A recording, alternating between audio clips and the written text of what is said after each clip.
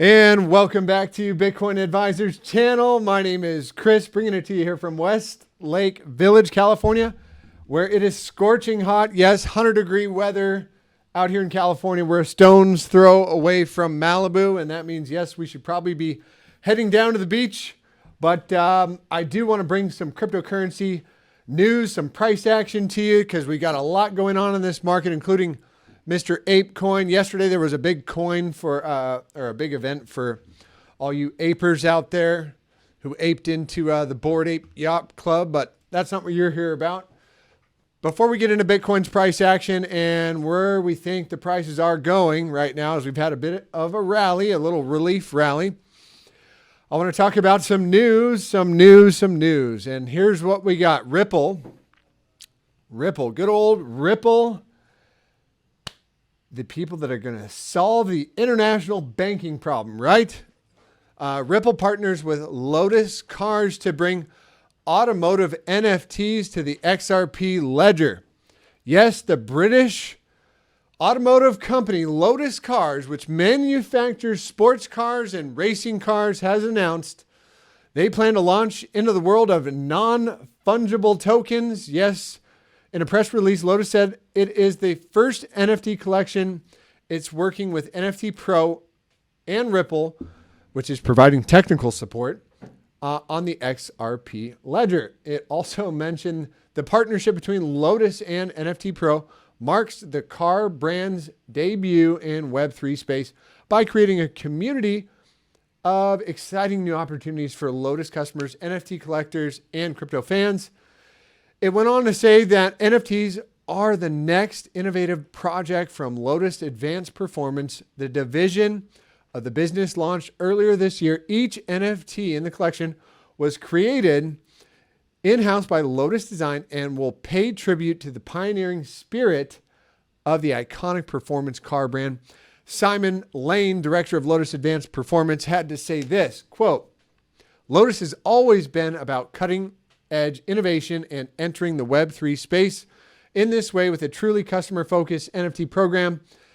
It's another excellent example of partnering with an NFT pro, a real expert in this field, means we are guaranteed to deliver truly memorable content for a new digital community of Lotus fans."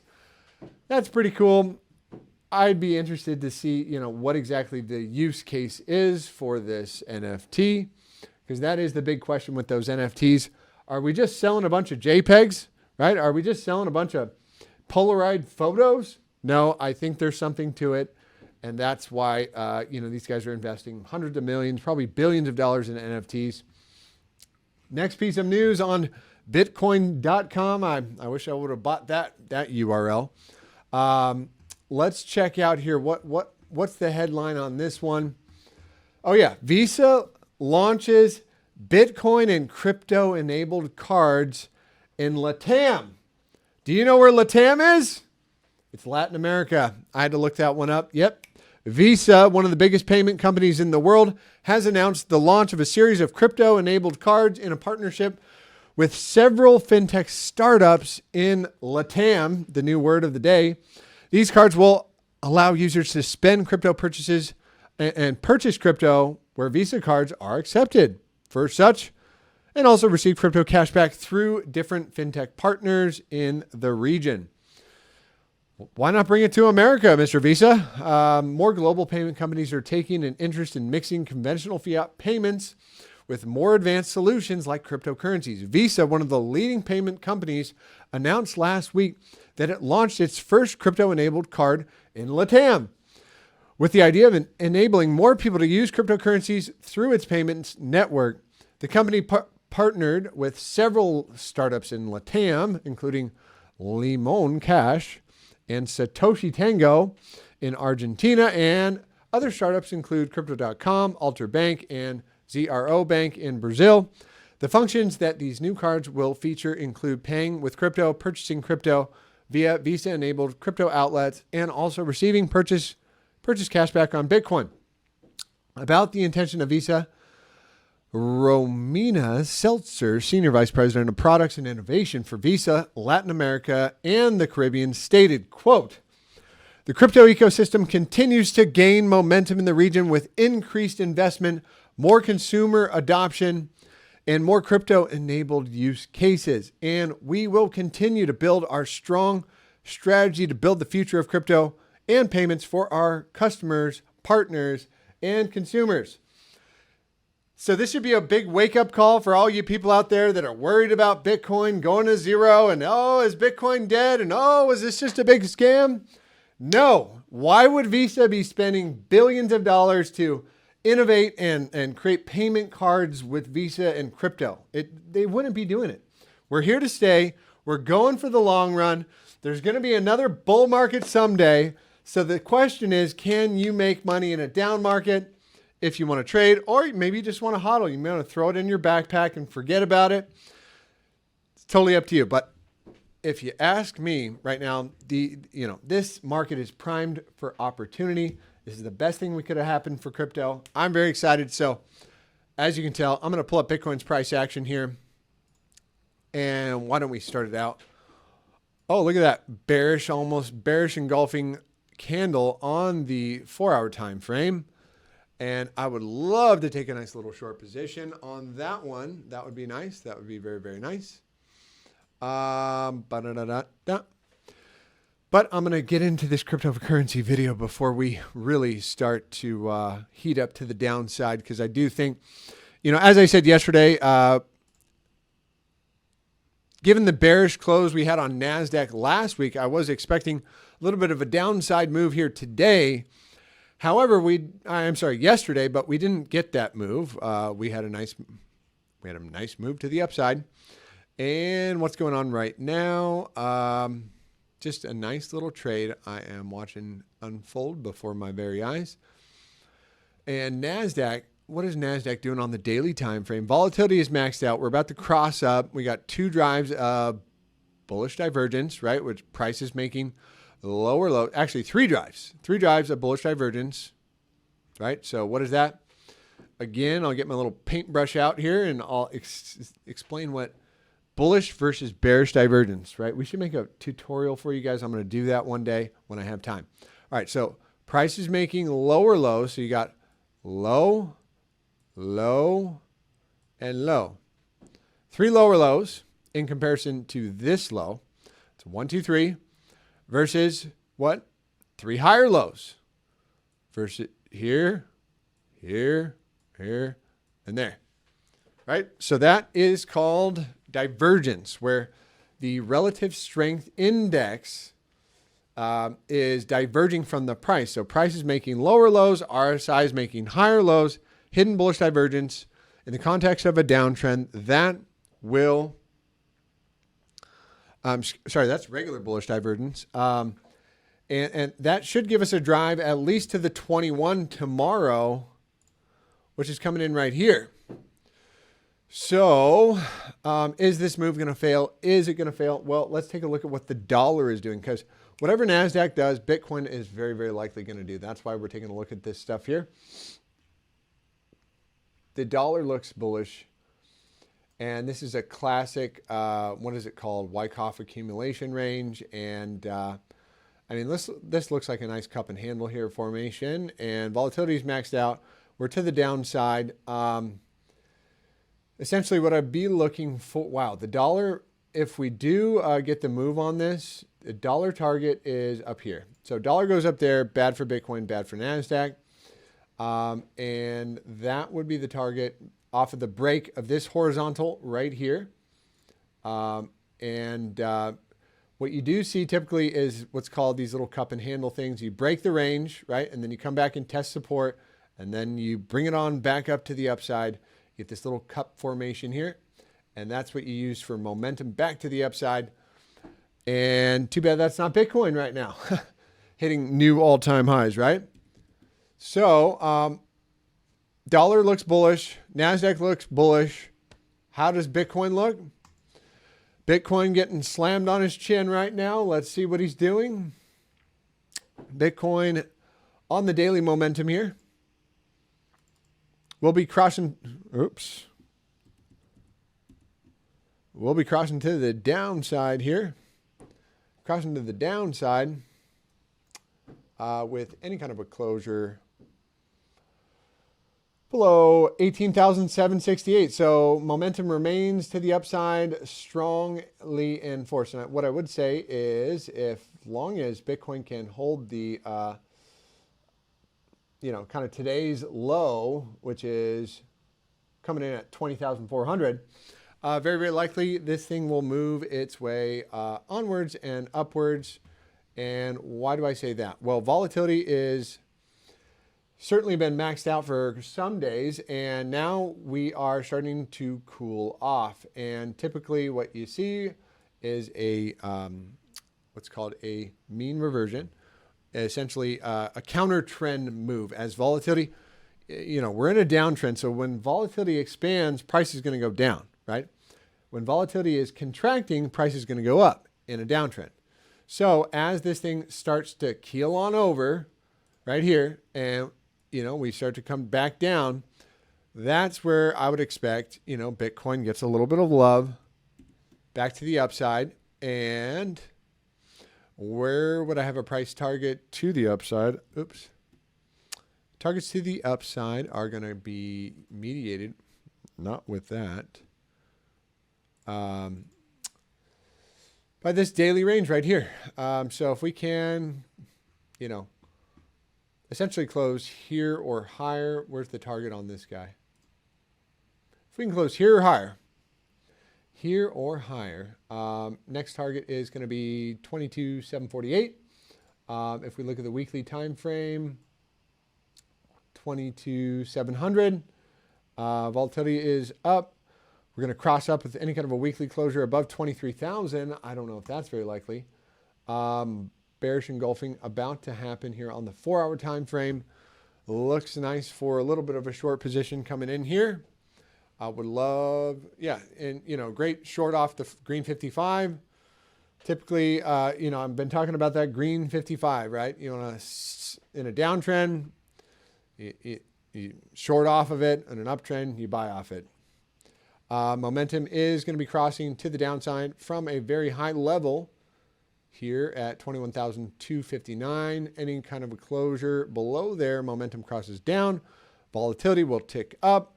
And we do have several drives of bearish divergence forming on the 4-hour. So that's lining up for a nice little trade to the downside. I don't think we're going to break the range to the downside. We might get this little, beat up price action here tomorrow, but I do think we are still in bouncy territory. And why is that? Well, my friend, Mr. Eric Crown, this guy is amazing. You should check out his channel. At least I hope we're friends, right?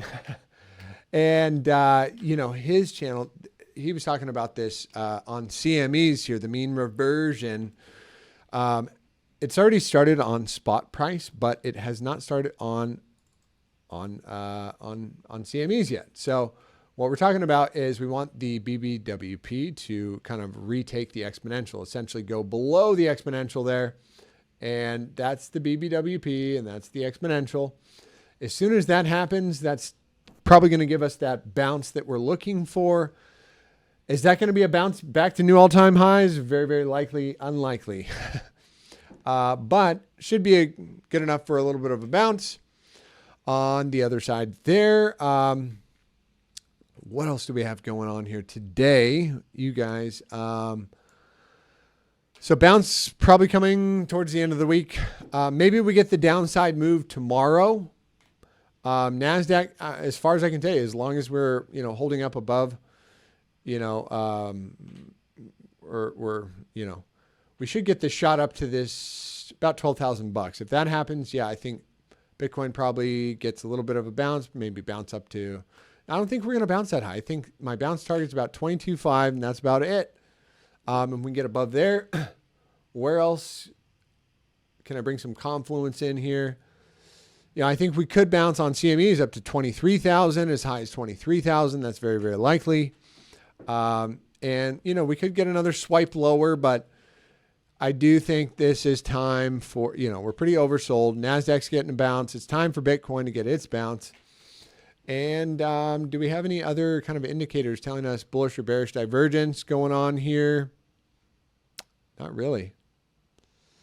Not really, but the RSI did get all the way down to a 22 on the daily. I don't know if it's been down there ever. Last time that happened was back here. To give an idea when back here is, that was Bitcoin at 4,300 bucks, and that was March of 2020, the coronavirus dump. So we are in the oversold territory, and as you can see right here, volatility was maxed out, and what happened? What happened? The mean reversion, right? As soon as the BBWP regained the exponential, right, it started coming down. Then we had prices started to head up. Another thing, what's going on here on the secondary chart, I want to bring up this because a lot of people are going, hey, when is the macro low going to be in? How do we know when the low is going to be in? When's the low going to be in? How do you know when the bottom is in? When is the bottom in? Well, what I would say is this. We are getting some bullish divergence on the histogram here. But that's not what I want to look at. I want to look at this guy right here on the monthly time frame, on the BLX index, the longest price history for Bitcoin. You can set up TradingView and get all these indicators for free. You just need to follow the link in the description below. And look, we're getting a bounce out the bottom side Trailing band off the monthly. So it's a 9 days and 4 hours. So what is this guy down here? This is the monthly accumulation distribution indicator. And this is the indicator that tells you when a macro low is in and when a macro high is in. And you can see basically when we get down in the critical zone. So here's where macro lows get put in. Here, here, and here. Okay.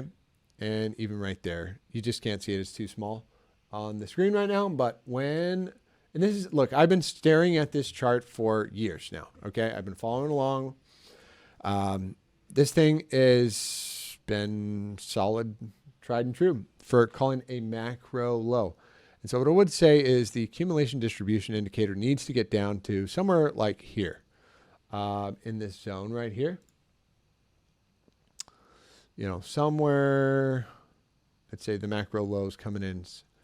They typically come in, at least somewhere around here. At least somewhere around here. Where was that one? That one, yeah, right there. Was that a macro low? No, that was a macro low. Needless to say, what happens is this thing needs to get in the red zone, at least down below this bar, and then it needs to start getting a positive slope. Once that happens, I will be ready to declare the bottom is in. The bottom is in. Get your bottoms out and get your buying credit cards out and start accumulating some Bitcoin. So other than that, you might want to accumulate on the way down because nobody knows exactly where the bottom is going to be, right? This thing isn't going to be dead accurate. Like it didn't catch it on this candle, right? It didn't catch the exact low, like if you're right here.